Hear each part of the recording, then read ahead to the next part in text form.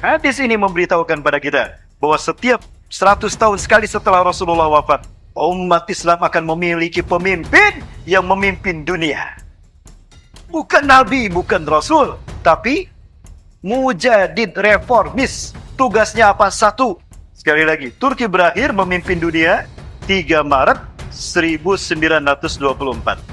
Andai angka 1924 kita ambil, tambah 100 tahun yang Rasulullah sebutkan, hasilnya berapa?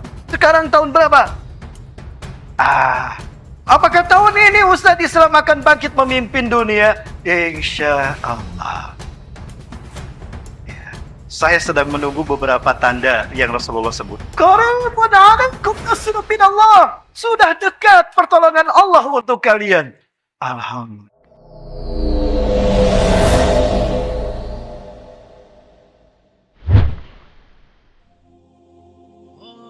Bapak Ibu, Palestina adalah jantung dunia. The heartland of the world. Ya, jantungnya dunia. Kenapa Palestina disebut jantung dunia? Karena Palestina menghubungkan benua Afrika, Eropa, dan Asia.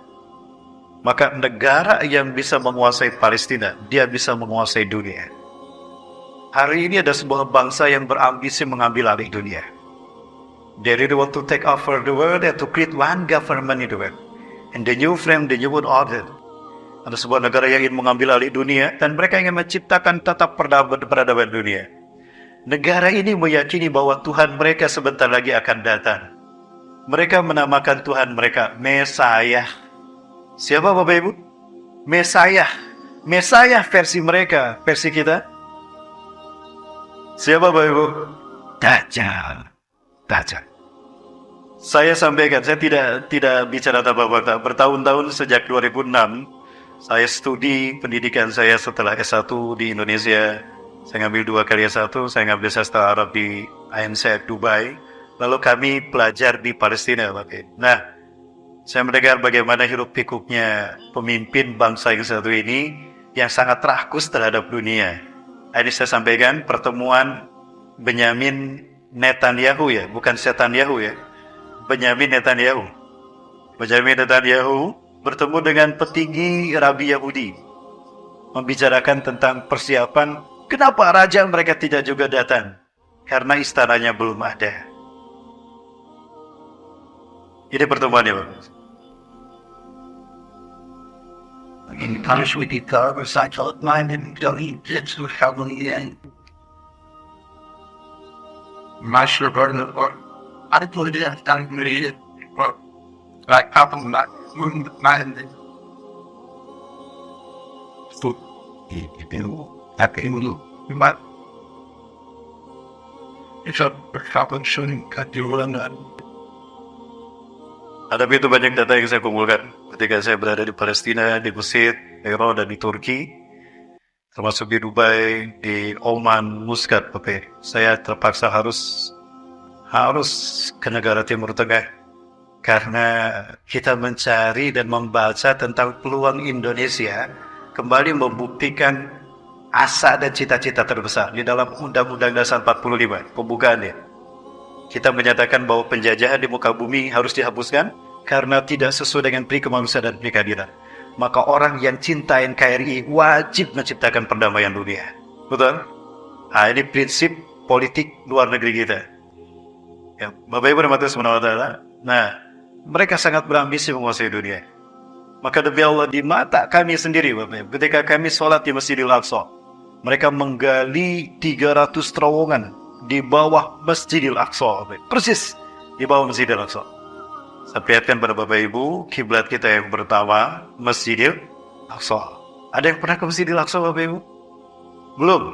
Saya doakan tahun ini Bapak Ibu berangkat ke Masjidil Aqsa bersama Pak Camat, Pak Sekcam, ya Pak Sekretaris Camat, Pak Kapolsek dan Pak Babinsa. Insya Allah berangkat ke Masjidil Aqsa. Insya Allah. Kenapa saya katakan demikian? Isyarat dari Rasulullah. Nanti saya sampaikan kabar gembira dari Gaza beberapa hari yang lalu.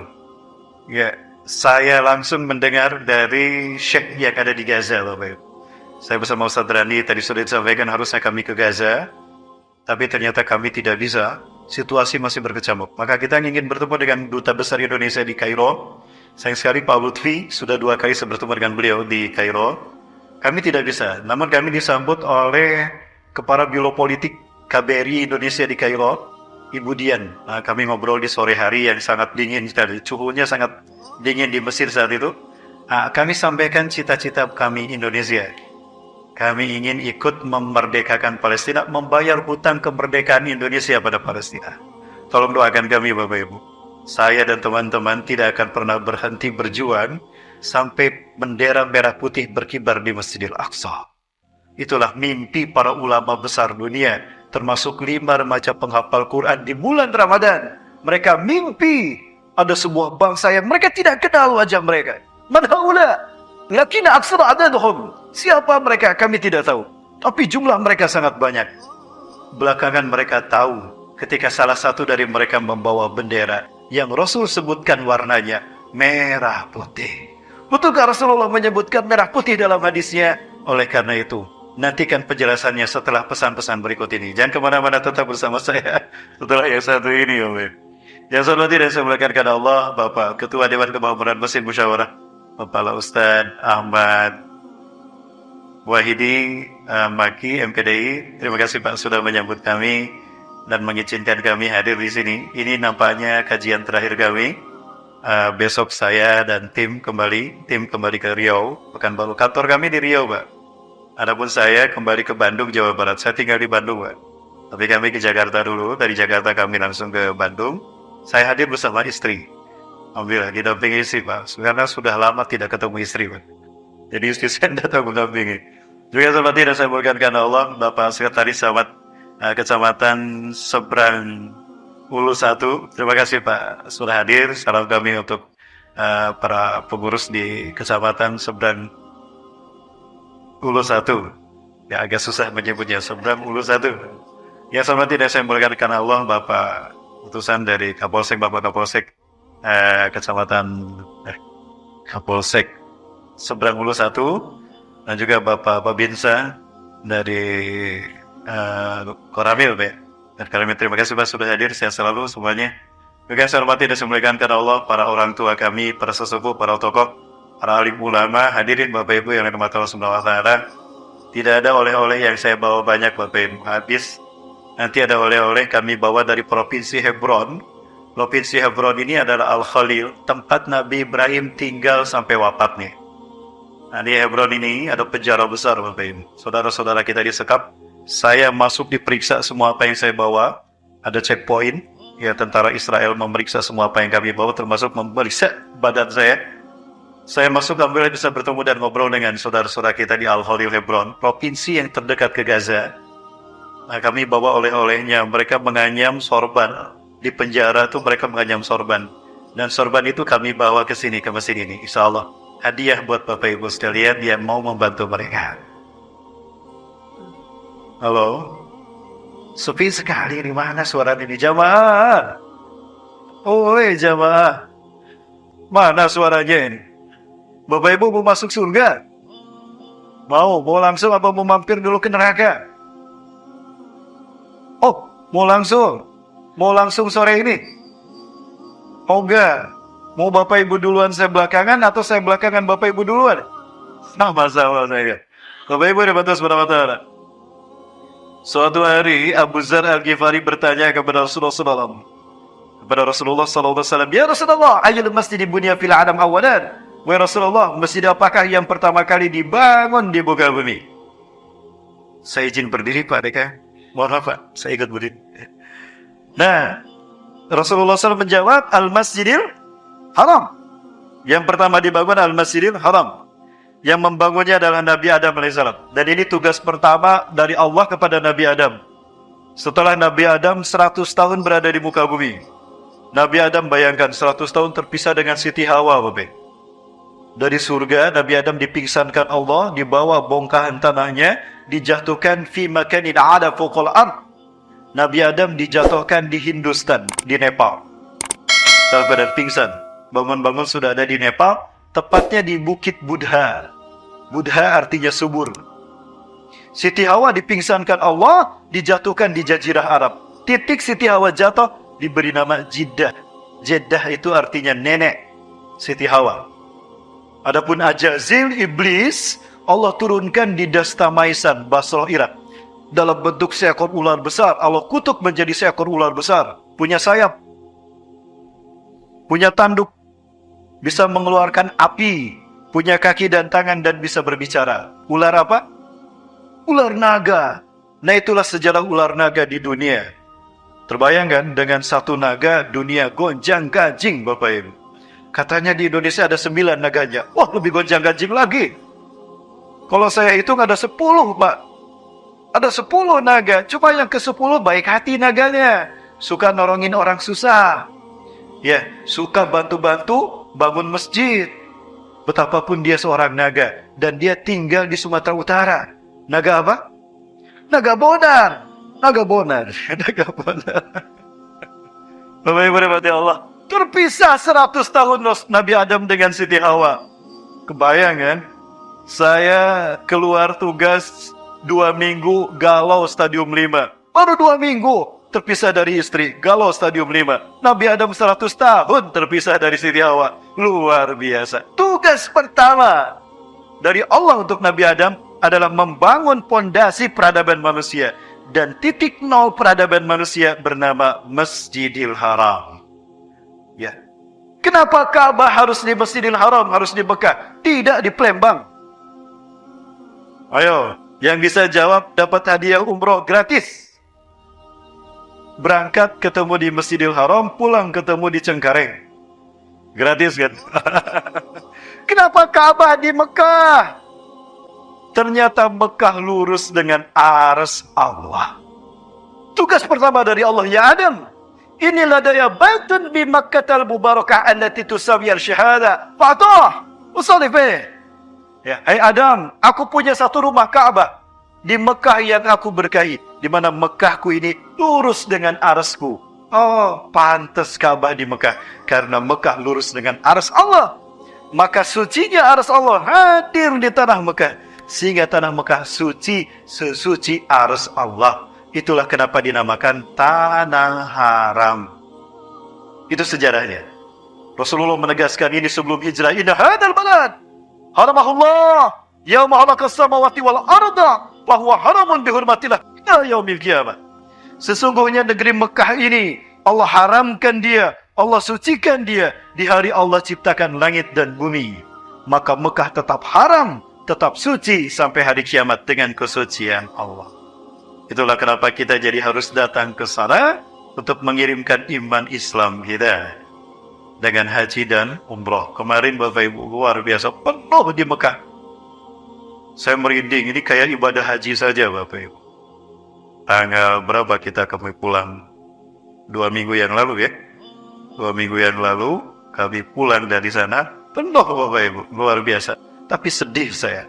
Sebanyak itu umat Islam di muka bumi, di dunia, nyaris tidak ada satu negara pun yang bisa menyelamatkan Palestina. Kenapa belum ada negara yang muncul? Nanti Allah siapkan sebuah negara yang akan membebaskan Palestina. Dan negara itu bernama negara Palembang.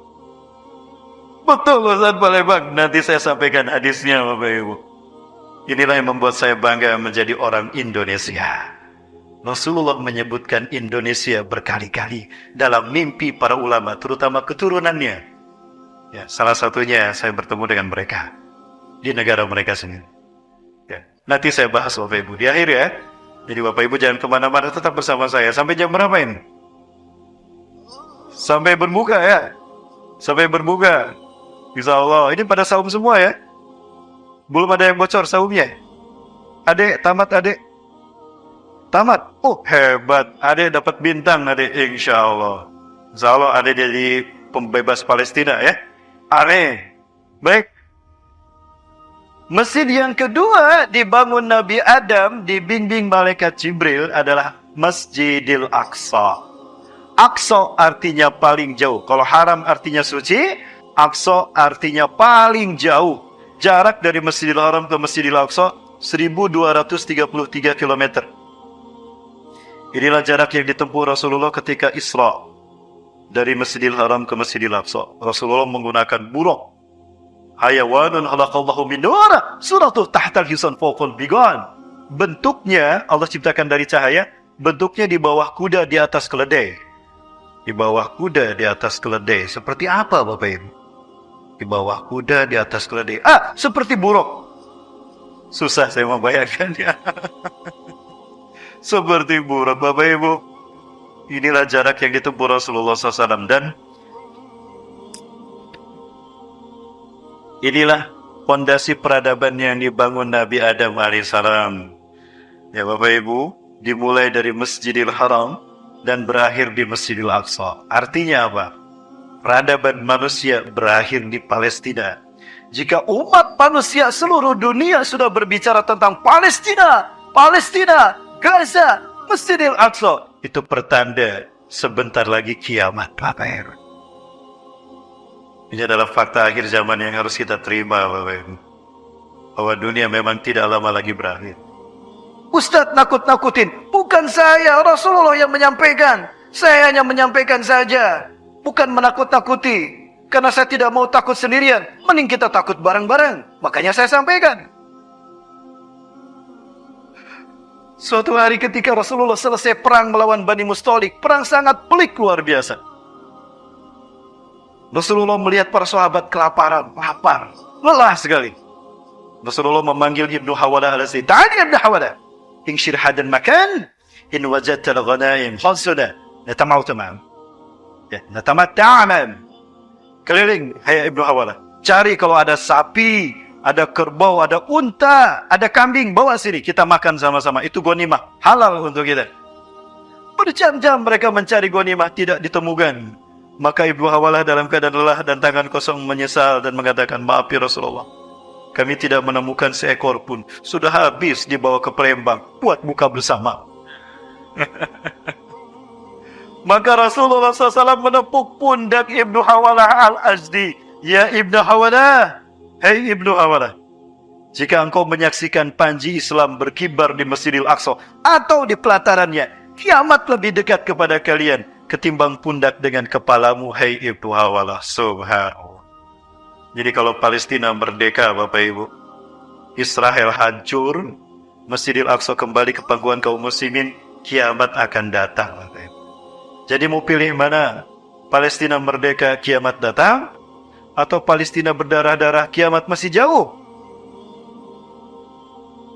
Oh, masih jauh. Oh, adik masih cinta dunia, masih betah di Palembang. Bapak Ibu yang dirahmati Allah Subhanahu wa taala, inilah hari akhir yang tidak bisa kita elakkan. Namun ada kabar gembira dari Gaza, Bapak Ibu. Apa kabar gembiranya? Saya sempat kehilangan Syekh ini. Bapak Ibu, alhamdulillah beberapa Syekh membantu kami. Beliau adalah guru-guru kami ketika kami belajar di Palestina. Syekh inilah yang membuat bangga kami terhadap Indonesia, Bapak Ibu. Nanti kita bahas tentang Indonesia. Tadi sudah kami semangati adik-adik pelajar di SMP 41. Tadi kami silaturahmi SMP 41 menyampaikan kabar gembira bahwa tugas Indonesia menciptakan perdamaian dunia. Dan ada rahasia kenapa bendera kita merah putih, ternyata ada hadisnya. Subhanallah. Bapak Ibu Allah Subhanahu wa taala, saya sampaikan kabar gembira dari saudara kita di Palestina, Gaza, Bapak Ibu. Bapak Ibu jangan kemana-mana, tetap bersama saya setelah yang satu ini. The smell of musk is spreading all over Gaza. People are digging under the rubbles, picking up furnitures, smelling the smell of enemies. Inilah yang terjadi di Palestina saat ini. Setiap hari, bahkan setiap detiknya terus dilakukan pencarian. Korban yang tertimbun reruntuhan akibat kekejaman Zionis Israel. Dan ajaibnya, meskipun para syuhada dapat ditemukan setelah berhari-hari kemudian, namun tidak sedikit pun tercium bau busuk yang tidak sedap. Malah sebaliknya. The smell and is all over Gaza. Sorry. The smell of musk is spreading all over Gaza. People are digging under the rubbles. Saya inilah yang menyampaikan kabar gembira kepada kita, Bapak, yang membuat kita makin bersemangat untuk berjuang. Bapak Ibu, saya sempat kehilangan beliau. Saya sempat berpikir beliau syahid bersama keluarganya. Mengingat Gaza terus dibombardir oleh Zionis Yahudi. Ya, Bapak Ibu. Nah, tiba-tiba beliau muncul lagi memberikan kabar gembira. Apa kabar gembira dari beliau? Ladai akhan alladhi yaskunu wa tajawazu bi imra'atin min Suriah. Aku punya saudara laki-laki. Beliau menikah dengan seorang istri dari Suriah. Wanita Suriah. Suriah itu di atas Palestina. Ini Palestina, Lebanon, Suriah. Sebelah sini Jordan, sebelah sini Irak, Bapak Ibu. Di tengah-tengahnya ada Laut Mati dan ada Danau Tiberias. Ya, Bapak Ibu kalau ikut bersama saya ke Palestina, saya ajak jalan-jalan bersama. Insya Allah. Nabung dari sekarang, Bapak Ibu, mumpung masih aman. Promosi. Nah, beliau tinggal di samping rumah sakit Asyifa yang habis dibom Israel. Qadarullah mereka selamat. Istrinya menangis setiap malam. Mana tabkir ya Zawzati? Kula laila anta tabkin. Gimana? Kenapa kau menangis istriku? Setiap malam kau menangis. Apa jawaban istrinya? Wallah, laqad laqaitu nabiyana Muhammad sallallahu alaihi wasallam fi manami. Kula laila wa fil lailatil bariyah. Demi Allah, saya mimpi setiap malam ketemu Rasulullah sallallahu alaihi wasallam. Bahkan tadi malam pun aku ketemu Rasulullah. Kata istrinya, Bapak Ibu, kalau kita mimpi ketemu Rasulullah itu benar. Karena syaitan tidak bisa menyerupai Rasulullah walaupun dalam mimpi. Sehingga Rasulullah menegaskan, man ra'ani fi manamihi faqad ra'ani bihaqqin fa inna syaitan natashabahu bi fil manam. Barang siapa yang bermimpi bertemu dengan aku, itulah aku yang sesungguhnya. Setan tidak bisa menyerupai aku walaupun dalam mimpi. Ada yang pernah mimpi bertemu Rasulullah? Belum. Ada wiridnya. Dulu saya amalkan wirid ini. Alhamdulillah, wirid ini saya amalkan. Malamnya saya bermimpi. Mimpi ketemu Pak Jokowi. Benar Bapak Ibu, ini salah niat saya. Mungkin karena pulang dari Jakarta saat itu, saya jadi ketemu Pak Jokowi. Berikutnya saya wirid lagi, ya Allah, saya ingin mimpi ketemu Rasulullah SAW. Alhamdulillah, malam berikutnya pun saya mimpi. Ketemu Ibu Megawati. Ya, rupanya oleh Jakarta terbawa mimpi sama saya Bapak Ibu. Nah Bapak Ibu rahmati Allah. Di mana engkau bermimpi? Malam tadi Rasulullah dan kami berada di Masjidil Aqsa. Ini Masjidil Aqsa Bapak Ibu. Perjalanan kami tahun 2017 waktu itu bersama jamaah umrah dari Makassar. Ada sebuah travel dari Makassar. Kami bersama mereka sampai di Al-Aqsa dalam keadaan selamat. Ini Masjidil Aqsa.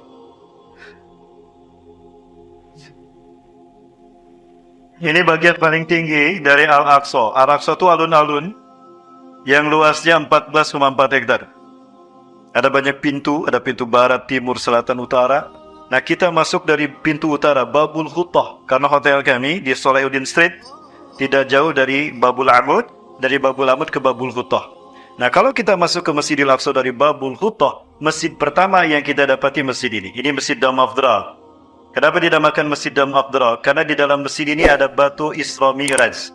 Batu yang menaiki Rasulullah ke Sidratul Muntaha ketika peristiwa Isra Mi'raj. Sidrah artinya terminal, muntaha penghabisan. Berarti Sidratul Muntaha adalah ujung alam semesta. Nah, Rasulullah naik batu ini. Ini batunya Bapak. Batunya sebesar kubah emas. Ini kubah emas. Makanya masjid ini dinamakan Dam Afdra atau Kubatus Sahra. Ini batunya Bapak.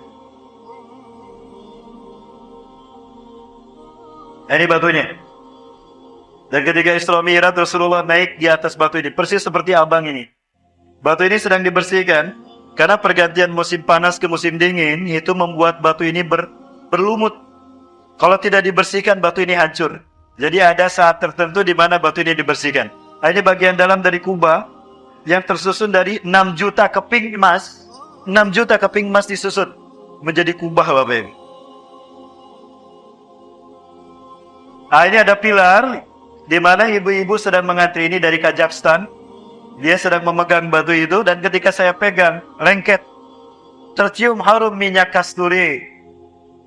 Oh, pantas Rasulullah kalau sholat selalu menggunakan minyak kasturi. Setiap sholat 5 waktu, sholat tarawih, sholat Jumat, Idul Fitri, Idul Adha, mengingatkan beliau atas harumnya batu yang beliau naiki ketika menghadap Allah. Ini minyak kasturinya Bapak. Ini oleh-oleh dari Palestina. Tapi kami kemas dengan kemasan Indonesia. Bapak Ibu yang membutuhkan, ada meja di luar, ada banyak insya Allah. Bahkan ada kurma oleh-oleh Madinah kemarin. Ya, ada azwa dan ada sukari. Ada juga madu Bapak Ibu. Ibu-ibu suka madu, Bu? Ibu-ibu suka madu? Kalau di madu nggak suka ya Bu ya? Nah, ini madu asli Bu. Ini madu asli. Biar kuat ada di depan. Insya Allah di depan ada madu Rio. Bapak Ibu. Nah, batu ini terapung dan kita bisa masuk ke bawahnya. Nah, ini pintu masuk ke bagian bawah batu Miraj. Kita bahkan bisa sholat berjamaah di bawah batu ini. Batunya memang terapung, udah dihimpit dengan lantai masjid Domadrak.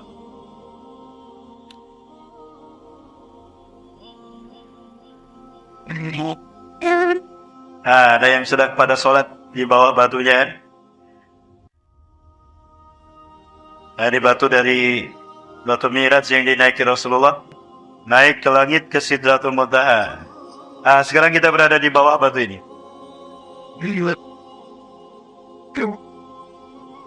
Baik.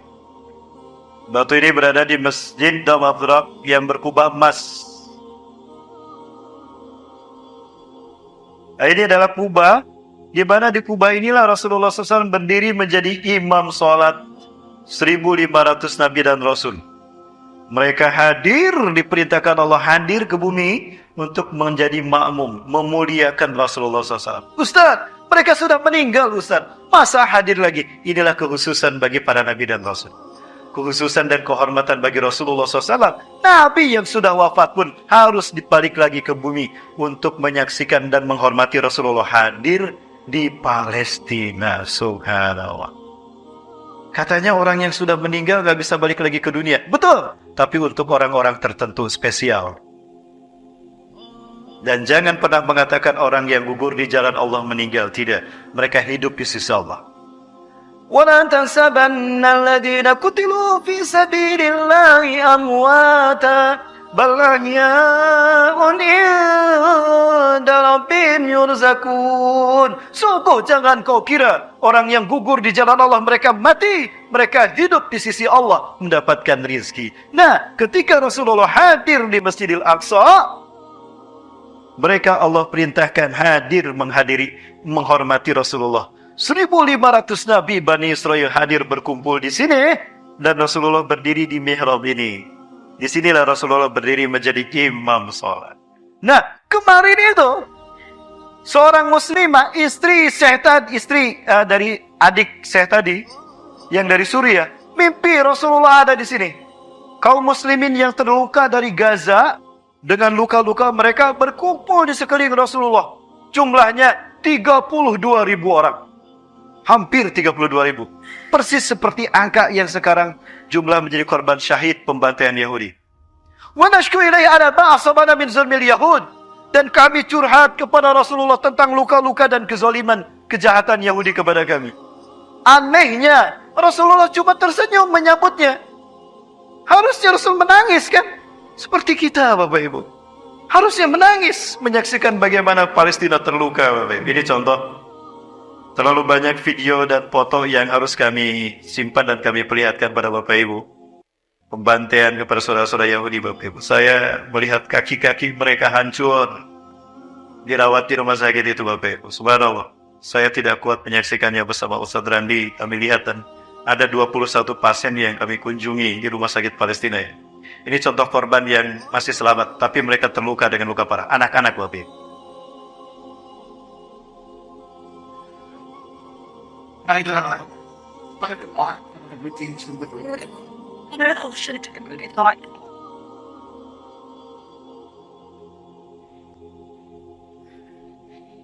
Oh, that's not what you have again, babe. Everything is healed.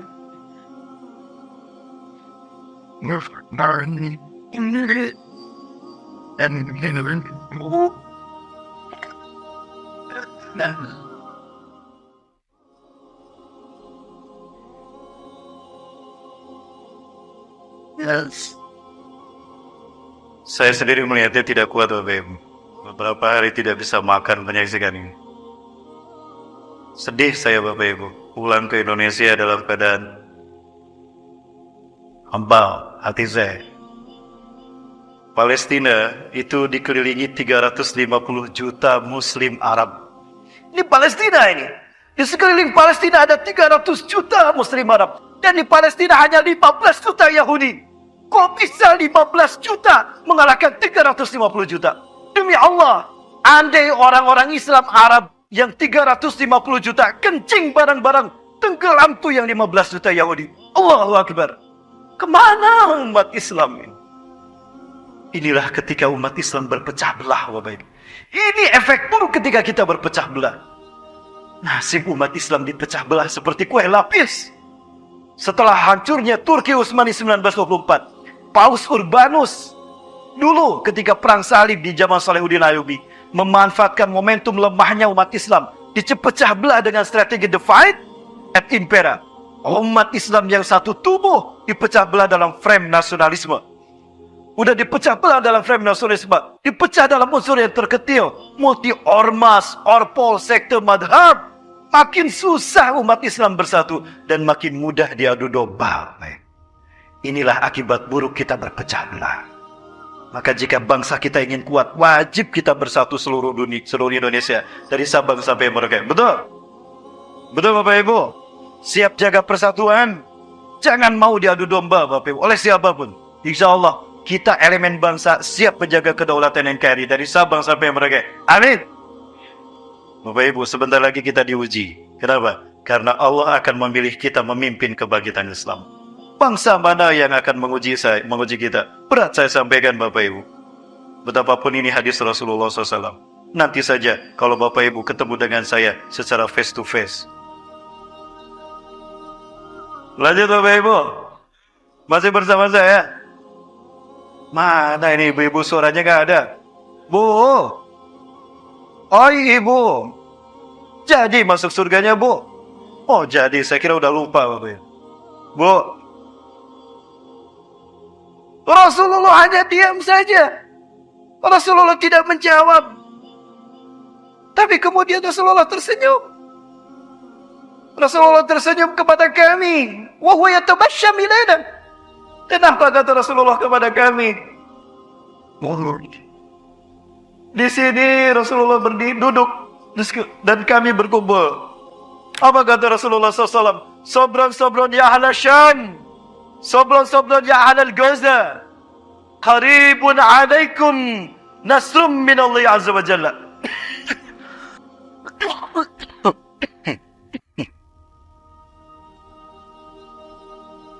Bapak Ibu, mohon maaf.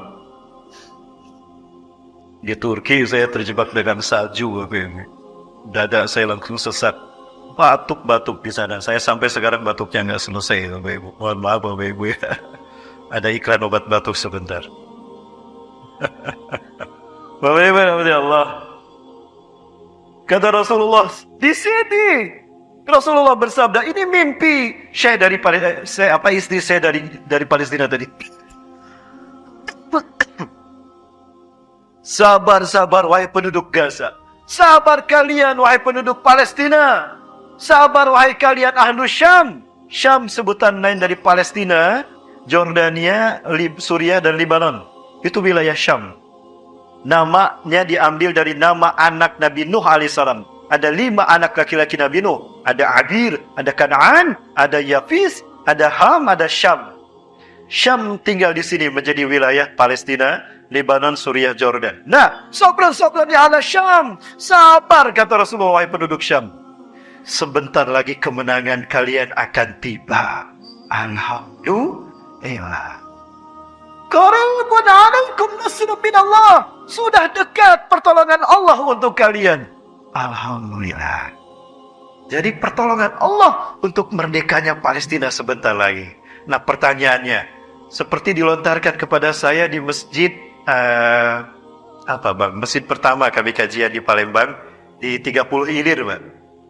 30 Ilir, Masjid Suro. Masjid Suro, Pak. Masjid Suro ya. Masjid apa namanya? Masjid Al-Mahmudiyah, betul Pak maksud kamu. Ya, Al-Mahmudiyah. Sambil menangis, Pak Haji itu bertanya, Ustaz, kapan Palestina merdeka, Ustaz? Saya tidak kuat menyaksikan mereka dibantai. Saya sampaikan kisah ini. Kapan Bapak Ibu sekalian Palestina merdeka? Baik, kita hitung sama-sama ya. Mau kita hitung sama-sama Bapak Ibu? Jujur saya sampaikan hadis-hadisnya untuk Bapak Ibu sekalian. Inilah kabar gembira yang membuat saya meninggalkan pekerjaan saya Bapak Ibu. Saya bekerja sebagai wakil direktur dari sebuah perusahaan. Saya tinggalkan, mudah-mudahan tidak mengurangi keikhlasan saya. Karena saya tergiur dengan jihad ini, jihad akhir zaman. Bapak Ibu, kita lihat hadisnya. Kabar gembira dari Rasulullah SAW.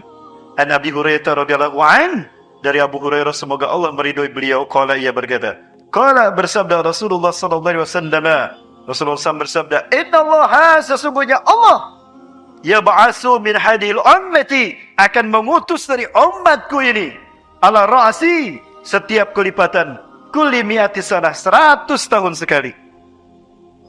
Man, seseorang yujadidu dinah, yang akan memperbaiki agamanya. Rawahu Abu Daud, hadis riwayat Abu Daud. Hadis ini memberitahukan pada kita bahwa setiap 100 tahun sekali setelah Rasulullah wafat, umat Islam akan memiliki pemimpin yang memimpin dunia.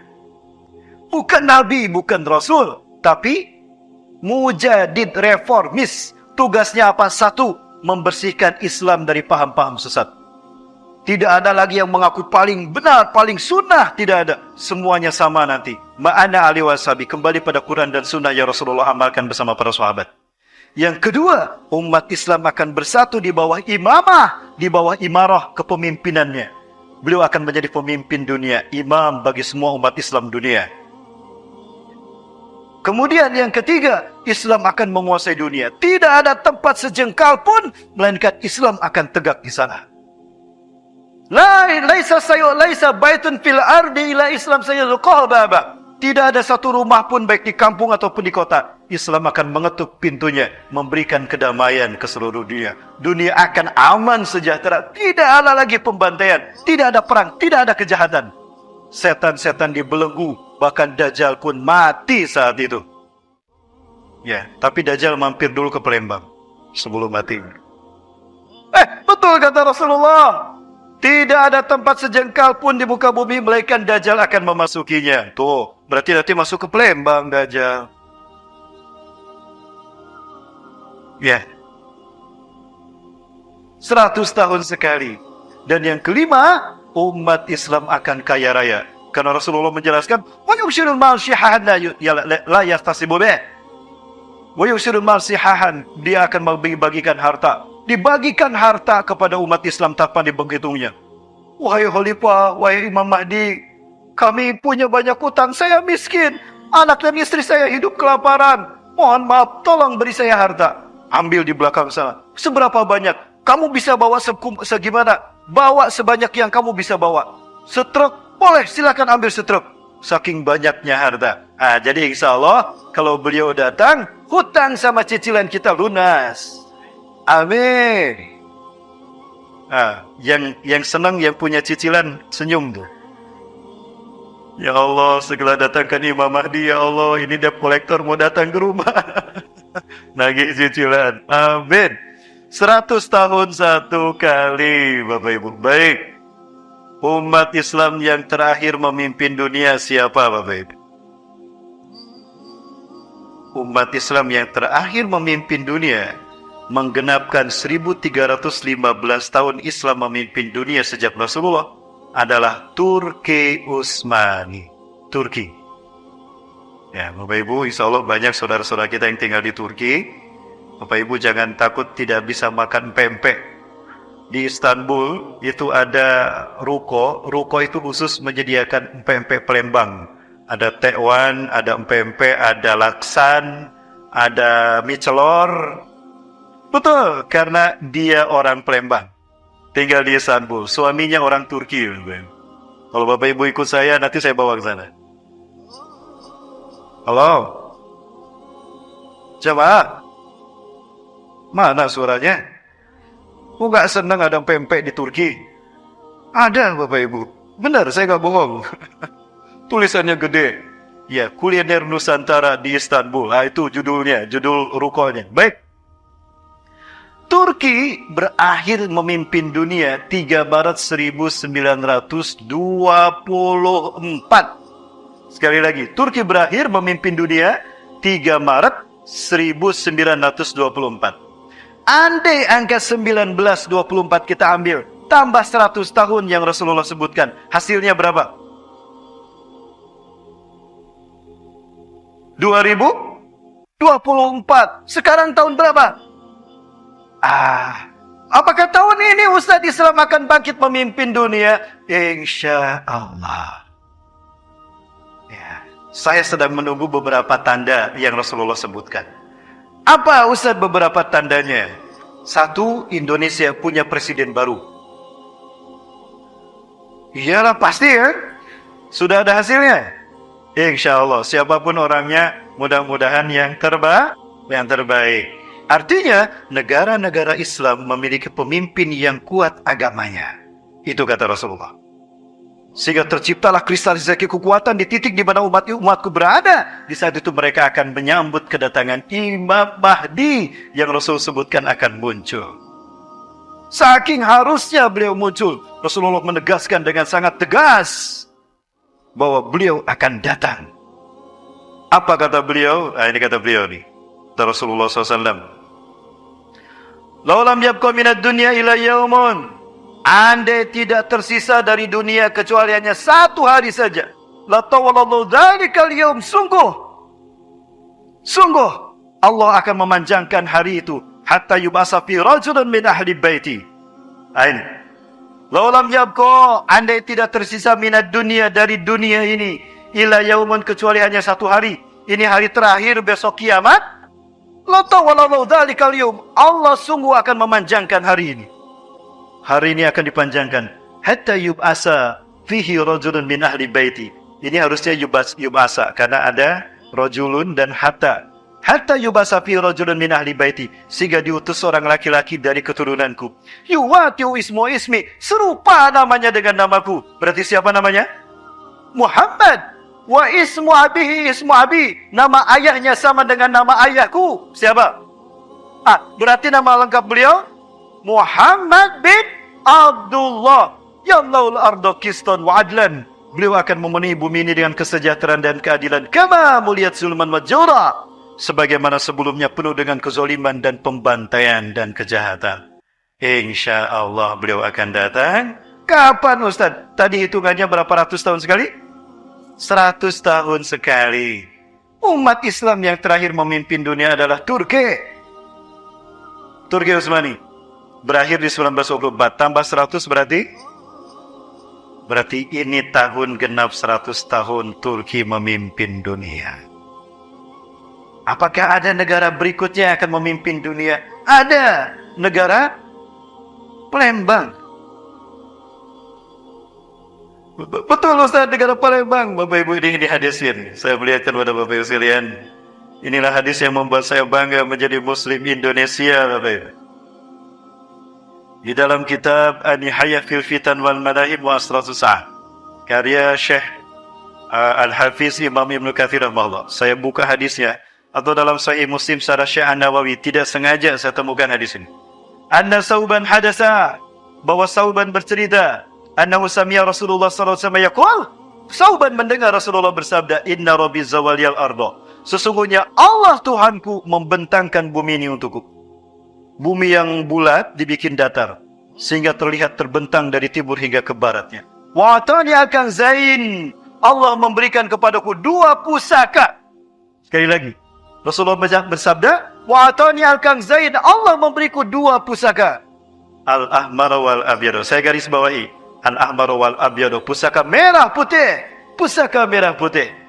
Wa anna ummati sayablughu mulkuha mazawali minha. Umatku di akhir zaman akan kembali memimpin dari timur hingga ke barat dunia dengan pusaka merah putih ini. Allahu Akbar. Ini yang membuat saya bangga menjadi Indonesia. Ustaz, apa memang hadis ini berbicara tentang Indonesia? Tidak. Tidak Bapak Ibu. Ketika seminar, saya bersama Profesor Dr. Ahmad Mansur Suryanegara. Beliau guru saya, dosen sejarah Kami seminar di Bio Farma bulan Ramadan. Saat itu saya bacakan hadis ini, beliau menepuk pundak saya. Ustaz, inilah hadis yang membuat para pejuang, pahlawan, pejuang kemerdekaan kita memerintahkan, robek warna birunya, sisakan merah putih dari warna bendera itu. Itulah warisan Rasulullah untuk kita Indonesia, negara NKRI. Allahu Akbar. Rupanya hadis inilah yang menjadi latar belakang kenapa merah putih bendera kita. Hadis Rasulullah Sallallahu Alaihi Wasallam. Allahu Akbar. Bapak Ibu, saya tanyakan kepada dosen saya, guru saya. 2016 adalah saat pertama saya harus ke Palestina. Ada sebuah foundation di Yerusalem, pimpinan Mr. Solomon, saya kerjasama dengan beliau, lembaga Indonesia. Kami saat itu di Golden Future Foundation, pusat kami di kota Bandung. Kami membuat yayasan ini untuk membangun kerjasama dengan negara-negara di dunia, terutama Timur Tengah, untuk kemerdekaan Palestina. 2016, sholat subuh saya di Masjid Al-Aqsa, di Masjid Kibli. Ternyata beliau imamnya, Syekh Ali Al-Abbasi. Mari Pak, terima kasih Pak sudah hadir. Barakallahu fikum fiikumullah. Beliau tinggi Bapak Ibu. Ya, beliau sudah beberapa kali ke Indonesia, bahkan ke kota Bandung. Ke kota Bandung kami kasih tinggal di sebuah hotel. Kami bawa ke perumahan elit di Bandung, Kabupaten Bandung Barat, di Kota Baru Parahyangan. Beliau disajikan teriyaki dan kangkung, cak kangkung. Beliau tanya, apa ini? Oh, ini cak kangkung saya. Anta tuhib? Fadal, saya. Lazid jidan insyaAllah. Silakan saya. Enak. Beliau makan loh. Masya Allah. Lazid jidan, kata beliau. Enak sekali. Satu mangkok habis sendirian. Kita cuma sedikit makan kangkung. Beliau satu mangkok. Udah gitu. Sini. Minta lagi. 2 mangkok beliau habis makan kangkung tuh. Subhanallah. Saya Ali Al-Abbasi. Luar biasa. Beliau saya tanya langsung. Ma ra'yukum ana hadal hadis? Hunaka ma'alaka baina hadal hadis bi biladina. Apa pandangan Anda, Syekh, tentang hadis merah putih dengan negara kami? Bendera kami merah putih, Syekh. Apa kata beliau? Jawaban beliau sama dengan jawaban Dr. Yusuf Abu Sunaina. 2017 didampingi oleh Ustadz Saifullah LC MA. Beliau giliran dengan saya. Beliau menjadi penterjemah saat itu Dr. Yusuf Abu Sunaina, imam dari Masjidil Aqsa. Selesai ini saya tanya langsung Dr. Yusuf Abu Sunaina, pakar ilmu hadis. Ini dosen ilmu hadis Bapak Ibu di Al-Quds Institution University. Bapak Ibu, 2016 kita undang wakil ketua Rabita Ulama Palestina, Dr. Abu Bakar Al-Wawidah. Beliau kita minta menjadi imam sholat tarawih di Jogokarian, Yogyakarta. Bersama Ustaz Salim Afillah kita dengarkan selama beliau. Saya titip pertanyaan, karena saya tidak bisa hadir. Saya harus ke Jakarta. Saya titip pertanyaan pada Ustaz Salim Afillah di Jogokarian. Ustaz, tolong tanyakan ini tentang Indonesia. Jawabannya apa? Subhanallah. Beliau dengan jujur mengatakan, ala kulli biladin alladina yaqbaluna al-islam dinahum. Dari semua negara yang menerima Islam sebagai agamanya, antum ya Indonesia lamma yakhtarkumullah li sari adadin qabla sa'ah. Kalian Indonesia yang belum Allah pilih memimpin kebangkitan Islam. Allahu Akbar. Kata beliau, tinggal Indonesia di muka bumi ini yang belum memimpin kebangkitan Islam. Berarti Indonesia is the next Turki. Indonesia adalah Turki berikutnya. Allahu Akbar. Maka siap-siap Allah menguji kita, Bapak Ibu. Ya, karena Allah akan menguji kelayakan kita. Allah akan melakukan fit and proper test bagi Indonesia. Layakkah Indonesia memimpin dunia? Maka pilih saya jadi presiden. Setelah bicara saya. Bapak Ibu yang dirahmati Allah, menangis kami mendengar jawabannya. Ya Allah, Allahu Akbar, buktikan ya Allah, izinkan kami membuktikannya. Awal Ramadan tahun kemarin, kami diundang ke Padang Sidimpuan, ibu kota Tapanuli Selatan. Salah satu kabupaten terjauh juga dari Medan, Bapak. Ya, kami berapa lama di sana, Bang? Kami tinggal di Batang Bahal, di sebuah wisma milik Dr. Yunan Nasution, alumnus Mesir. Beliau mengundang kami bertemu dengan Pak Polsek, Polres, dan Ramil, Dandim, kemudian juga Babinsa, Babin Katibmas, Ketua DPRD Tapanuli Selatan, hadir tokoh-tokoh di sana. Kami buka bersama. Di situ saya sampaikan, kami ketemu dengan murid-murid beliau saat itu. Kami sampaikan mimpi orang mulia, Bapak Ibu, sudah dimakamkan, jasad mereka sudah meninggal. Jasad mereka dimakamkan, ketika digali jasad mereka harum. Karena harus dipindahkan. Ya, peraturan di Madinah, di makam baki, siapapun yang meninggal hanya 1 tahun saja. Setelah itu digali, dipindahkan. 2 kali digali jasad beliau, kuburan beliau, jasadnya masih utuh. Kain kafannya masih bersih. Harum minyak kasturi, itu minyaknya Bapak Ibu. Jadi promosi lagi saya. Itu minyak kasturi. Maka akhirnya dibiarkan, tidak dipindahkan. Nah, beliau-beliau ini bermimpi bertemu Rasulullah SAW. Sekali lagi, banyak yang bermimpi Rasulullah SAW. Dan Rasulullah menyebutkan nama negara kita, Indonesia. Wow. Dalam mimpi beliau-beliau ini, bahkan guru beliau, Syekh Utsman, mendapatkan kasaf. Langsung kasaf itu maksudnya bertemu dengan Rasulullah, tiba-tiba pingsan dan bertemu Rasulullah SAW. Rasulullah berlari. Kami bertanya pada Rasulullah SAW, "Ya Rasulullah, mana anda tusra? Ini anda zahib. Kenapa anda tergesa-gesa? Kemana anda akan pergi?" Apa kata Rasulullah SAW? "Ana dhahibun ilal Gaza." Saya akan pergi ke Gaza. Sauqatilul Yahuda alladziina yaqtuluna ummati fiha. Akan aku perangi orang-orang Yahudi yang membantai umatku di Gaza. Anda astarik zahiban ma'aka ya Rasulullah. Izinkan kami pergi bersama anda. Beliau-beliau ini pergi bersama Rasulullah SAW. Tiba-tiba Rasulullah berhenti, Bapak Ibu. Tiba-tiba Rasulullah berhenti. Di depan Rasulullah SAW ada pasukan yang sangat banyak. Saking banyaknya tidak terlihat mana ujungnya. Beliau-beliau ini berkata, "Ya Rasulullah, aksar adaduhum man haula." Siapa mereka ya Rasulullah? Banyak sekali jumlah mereka. Apa kata Rasulullah SAW? "Hum ummati alladzina yuhibbunani bisyiddah wa ana uhibbuhum bisyiddah." Mereka adalah umatku yang sangat mencintaiku dan aku mencintai mereka. Hum ihwatukumul muslimun al-Indonesia. Mereka adalah saudara-saudara kalian Muslim Indonesia. Alladzina yuhibbunani bisyiddah. Mereka lah Muslim Indonesia, umatku yang paling mencintaiku. Allahu Akbar. Wa ana uhibbuhum bisyiddah. Dan aku pun mencintai Indonesia, kata Rasulullah. Humul ladina sayuharrirukum bin zulmil yahud wa yu'adduna al-qudsa ila rihabikum. Mereka lah yang akan membebaskan Palestina kalian dan akan mengembalikan Al-Aqsa ke pangkuan kalian semua. Allahu Akbar. Bapak Ibu, kami tidak mau hadis ini dan mimpi ini hanya sekedar kita bahas di kajian. Kita pulang selesai. Tidak akan menyelesaikan masalah Palestina dan tidak akan mewujudkan mimpi ini. Bapak Ibu rahmati Allah, baik. Saya buktikan besarnya cinta rakyat Palestina. Sejak saat itu, setelah mimpi itu, beliau membangun universitas besar di Yaman. Gratis untuk seluruh Indonesia, rakyat Indonesia. Saking cintanya beliau pada Indonesia. Saya mendapatkan kesempatan belajar di sana 2010, Bapak Ibu. Saya mengambil tafsir hadis, Bapak Ibu sekalian, kuliah tafsir maksud saya. Saya ingin belajar tafsir. Sayang sekali saat itu terjadi kudeta. Ya, Syekh Husain Badruddin Al-Houthi yang sekarang memimpin Houthi itu melakukan kudeta, menggulingkan pemerintah yang sah saat itu. Sehingga kami mahasiswa Indonesia berjumlah 6.000 orang dikembalikan ke Indonesia. Kami tidak bisa melanjutkan studi kami di sana, Bapak Ibu. Saya gagal melanjutkan S2 saya di sana. Saya lanjutkan di Al-Quds Institution Palestina, Bapak Ibu. Saya mendapatkan kehormatan dari, mohon maaf saya tidak bermaksud juga, Bapak Ibu. Ini saking cintanya mereka kepada Indonesia. Siapapun rakyat Indonesia yang kuliah di sana gratis, Bapak Ibu. Bahkan sekarang di Mesir pun membuka gratis.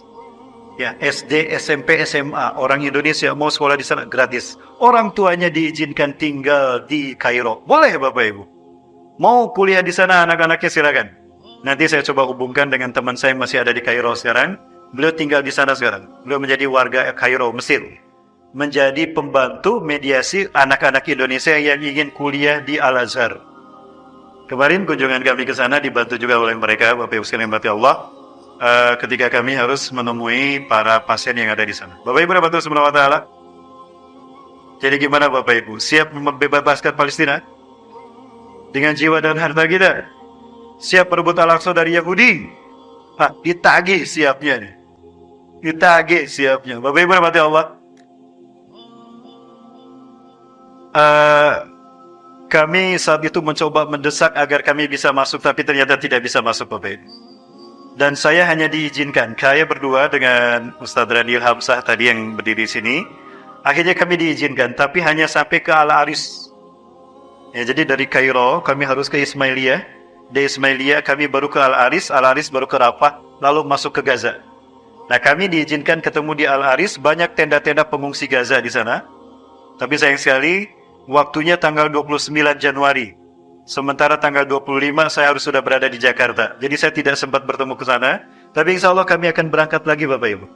Sekali lagi kami tidak akan pernah berhenti untuk berjuang membantu kemerdekaan Palestina sampai Palestina merdeka sebagaimana kita merdeka di Indonesia. Amin. Bapak Ibu yang dibantu SWT, begitu aman, maka kami langsung alhamdulillah mendapatkan izin untuk memasukkan bantuan ke Gaza bulan Oktober.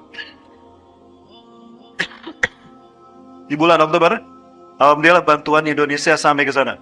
Ini dari seluruh Indonesia kami kumpulkan, Bapak Ibu.